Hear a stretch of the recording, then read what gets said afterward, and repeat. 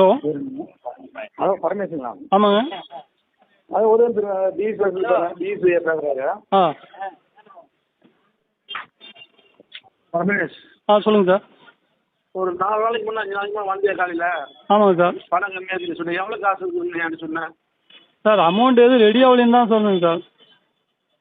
சரி வாரு, ஏதாவது பேசுனா நல்லா இருக்கு சார். இல்லைங்க சார், அமௌண்ட் ரெடி ஆகலைங்க சார். இந்த மாதிரி எலெக்ஷன் டைமில் எதுவும் பண்ண முடியல, இடமும் கரையும் பண்ண முடியலைங்க சார். எங்கள் அத்தோடு போய் துபாயில் மாட்டிக்கிட்டான்னு சொல்லி வர முடியாத சூழ்நிலைன்னு சொன்னாங்க சார். நான் நல்லா இருக்காது வச்சு செஞ்சுட்டு போயிட்டே இருப்போம்.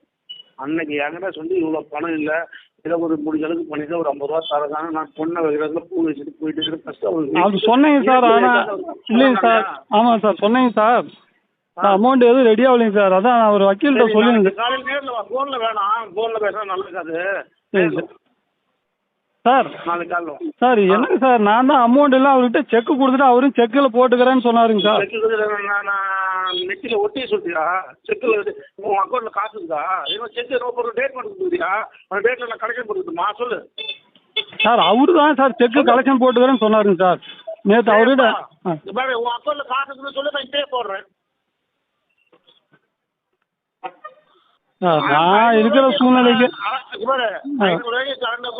சேவிங் அக்கௌண்ட் உட்காந்துனா 50 செக்கு தராங்க. நாளைக்கு காலைக்கு நேரில் வா சார். நான் இருக்கிற சூழ்நிலைக்கு என்ன சார் இப்படி மிரட்டிங்க? நானே இருக்கிற பிரச்சனைங்க சார். இங்கே இருக்க ரொம்ப சிரமத்தில் இருக்கிறேன் சார். என்ன மிரட்டினாங்க? பணத்தை கொடுப்பாங்கிறது மிரட்டினா? உனக்கு என்ன மிரட்டினாங்க சார்? பணம் என்கிட்ட இருந்தால் நான் கொடுத்துறேன் சார். அவருக்கு இல்லாத சூழ்நிலை. என்ன பண்ண சொல்லுவாங்க? அவருக்கு பணம் கொடுத்தவருக்கு என்ன பண்ணலாம் சொல்லு?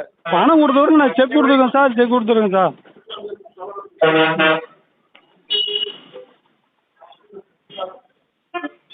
சார்